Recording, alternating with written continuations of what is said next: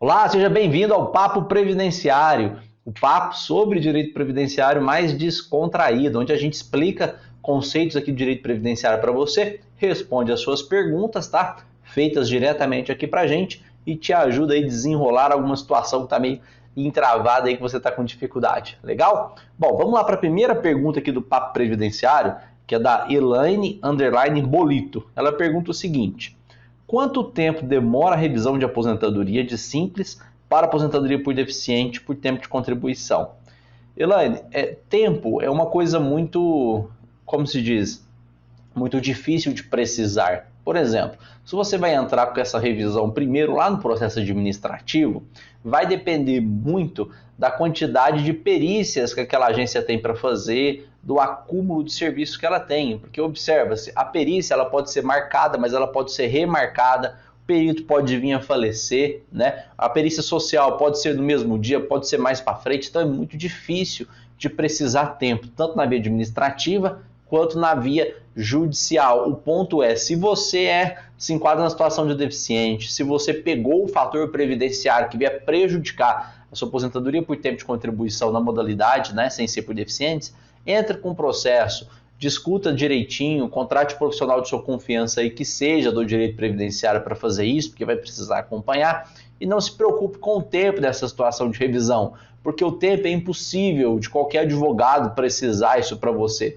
porque depende de uma série de fatores. Para o advogado, quanto mais rápido isso se desenrolar, também melhor, porque ele já libera o cliente, já dá fim naquele processo, já começa o novo, já foca em outros projetos. Então, quanto mais rápido o processo desenrolar, melhor para ambas as partes, tá? Nem sempre depende do advogado, depende muito mais de fatores externos do que qualquer outra situação, tá bom? Então, prazo é uma coisa impossível de dizer aí no direito previdenciário, legal?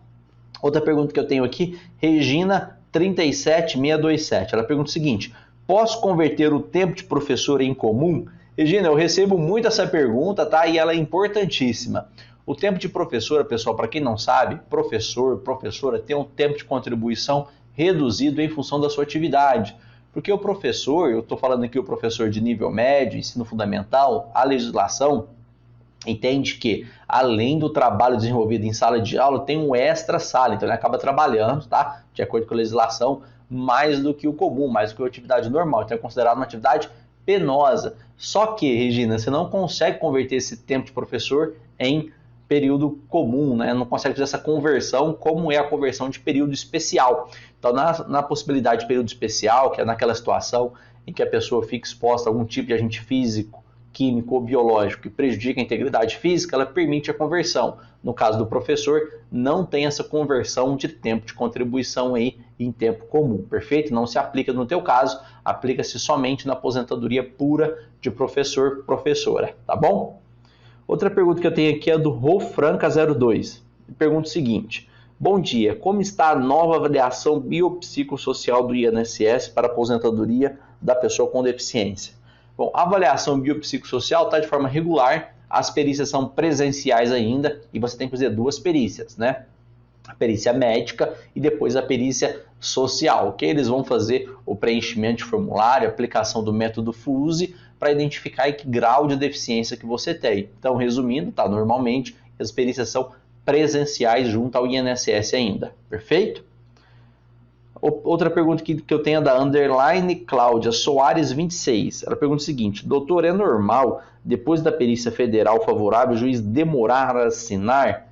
Cláudia, não é normal, né? Mas depende muito do acúmulo de serviço aí. Então, quando sai um laudo favorável, o ideal, quando você já entra com o advogado, quando o laudo já é favorável, ele já peticiona em juízo solicitando liminarmente a concessão do benefício, que a gente chama aqui de tutela antecipada, né? E aí, quando você tem esse pedido liminar, o juiz ele analisa de uma forma específica, mais célere, porque é um pedido liminar com uma petição aí solicitando benefício de uma pessoa que está incapacitada, né? Então você tem essa possibilidade de fazer essa solicitação e aí o juiz acaba dando celeridade e prioridade nessa situação, porque é uma pessoa que não está recebendo nem da empresa e nem do INSS ainda, né? Então ela precisa de receber isso para manutenção da sua vida, do seu sustento. Então aí tem que peticionar em juízo, tem que solicitar a implantação de benefícios, tem que discutir. Então por isso que não é normal demorar. Se você tem advogada, já fale para ele, troca uma ideia com ele para fazer o peticionamento, para ver se você já consegue receber isso o mais rápido possível, tá bom? Pessoal, participe do Papo Previdenciário, a gente sempre abre caixinhas de perguntas lá no Instagram,